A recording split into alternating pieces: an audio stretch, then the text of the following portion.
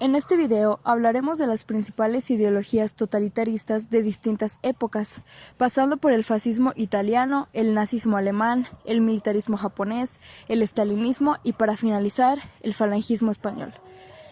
Comenzaremos con el fascismo italiano. Al término de la Primera Guerra Mundial, Benito Mussolini creó el Partido Nacional Fascista, apoyándose del miedo de la clase media a la revolución comunista. Mussolini dio un golpe de estado que se conoce como la Marcha sobre Roma. Mussolini contaba con el absoluto apoyo y simpatía del rey Víctor Manuel III, junto con el del ejército y la burguesía italiana, lo cual lo colocó en el poder. El fascismo tiene su base sobre dos ideologías o términos, el totalitarismo y el nacionalismo. ¿Pero qué representa esto? Que por un lado, el fascismo defiende la idea de que el Estado sea lo más grande posible, que esté presente y tenga el control de toda la nación, ya sea en el ámbito social o en el económico, sin excepciones. En resumen, en un Estado fascista, el Estado tiene control total sobre las empresas, la moneda, las importaciones, las exportaciones y todo lo relacionado con la economía. Y también el Estado puede utilizar una cantidad ilimitada de fuerza contra los ciudadanos que estén incumpliendo la ley o alterando el orden nacional. Y por otra parte, el Estado fascista, al tener un sentimiento nacionalista muy marcado, es extremadamente patriota, tendiendo a tener una política exterior muy agresiva, no pensando dos veces en utilizar la fuerza contra otra nación que amenace sus intereses. Aquí, entre el militarismo, la ideología fascista defiende y alaba incondicionalmente a la fuerza militar, debido a la importancia que tiene ésta en la nación, desarrollando su papel de mantener el orden.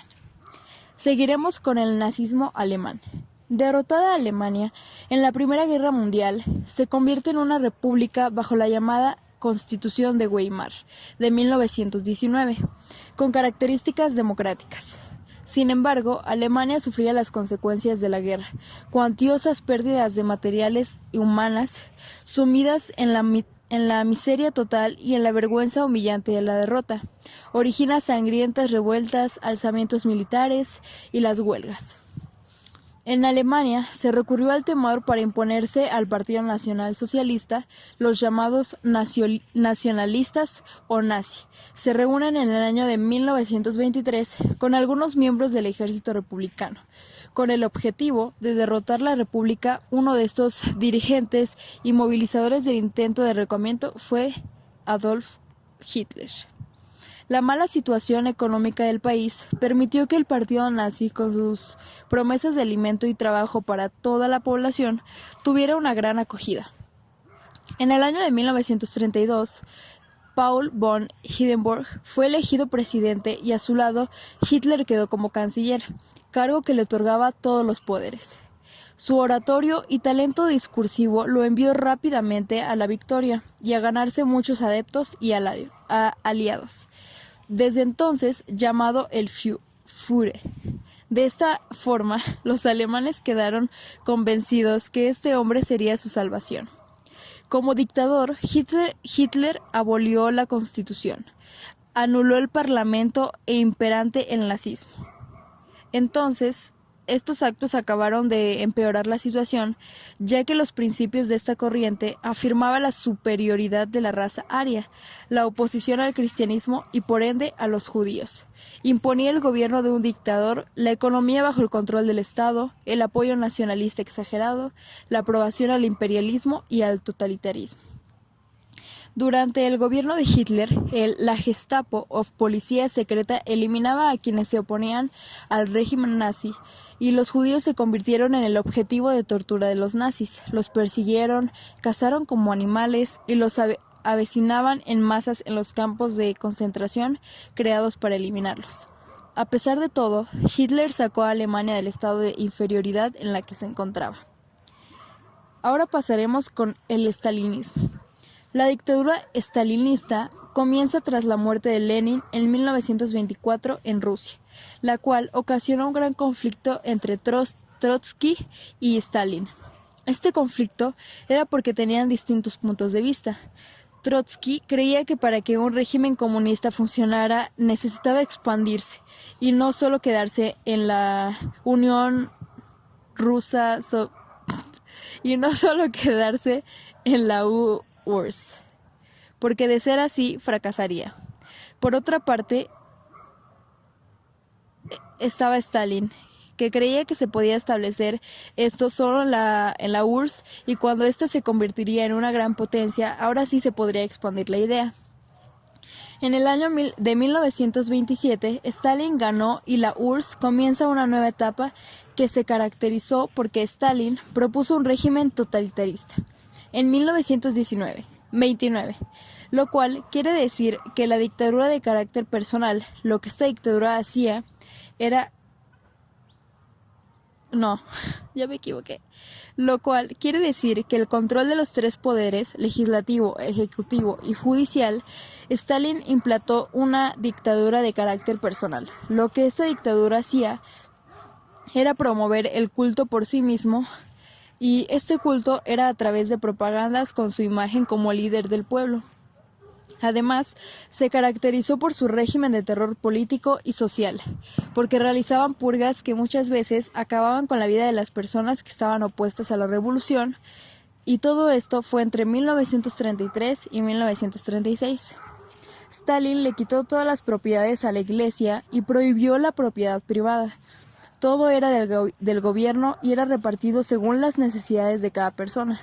Stalin dio preferencia a la industrialización, porque quería convertir a la URSS en una gran potencia, así que redujo al máximo los bienes de consumo y se enfocó en la potencia, en la industria pesada.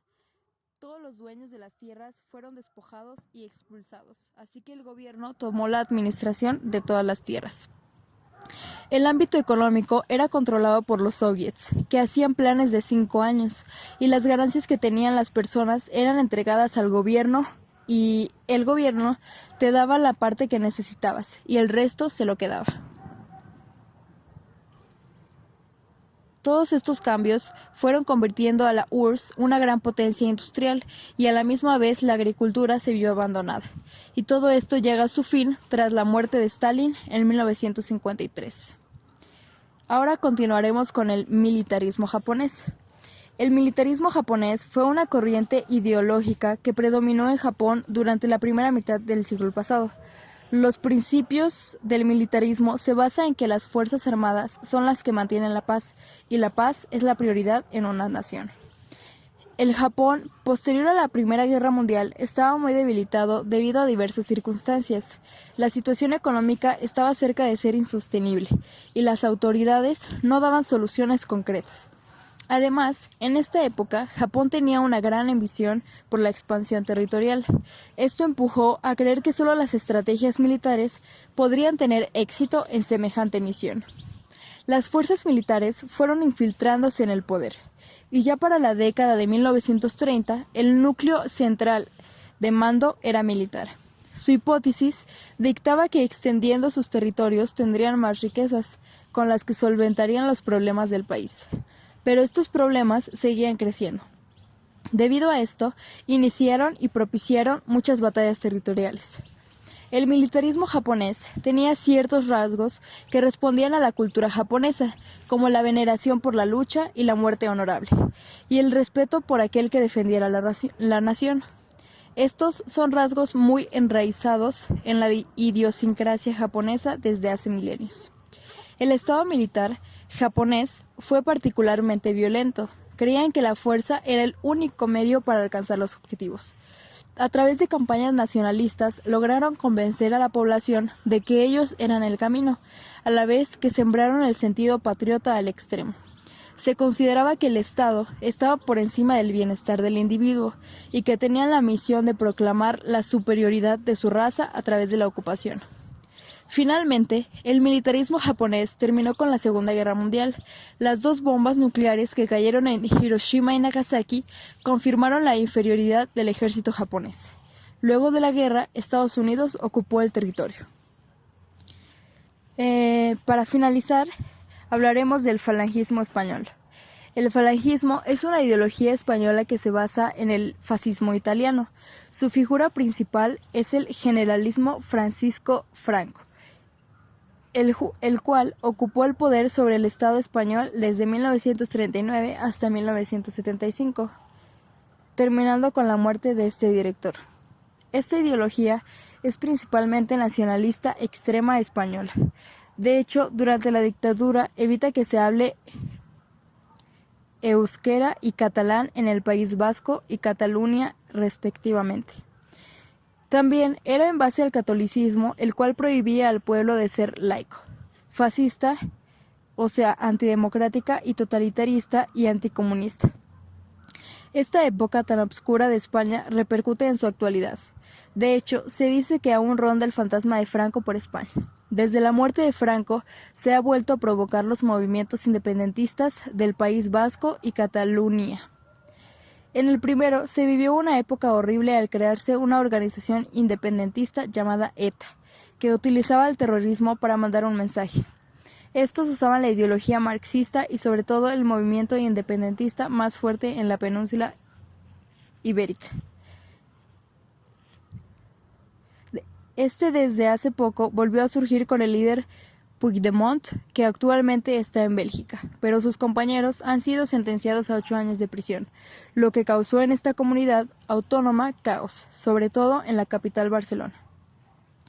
Actualmente, si bien todos los totalitarismos fueron característicos en el siglo pasado, aún al día de hoy continúan vigentes algunos de ellos. La decadencia moral y cultural forma parte de los denominadores comunes de las sociedades que los padecieron. En la actualidad, la mayoría de los países no se rigen bajo este sistema opresivo, pero lo cierto es que naciones como China, Cuba y Corea del Norte siguen manteniéndose en base a regímenes totalitarios. La distancia geográfica y cultural con estos países no nos debería quitar la atención de lo que sucede con los millones de personas que son afectadas en su libertad. Adentrarse en las características propias de estos regímenes puede resultar conveniente para tratar de entender cómo es vivir bajo un sistema totalitario.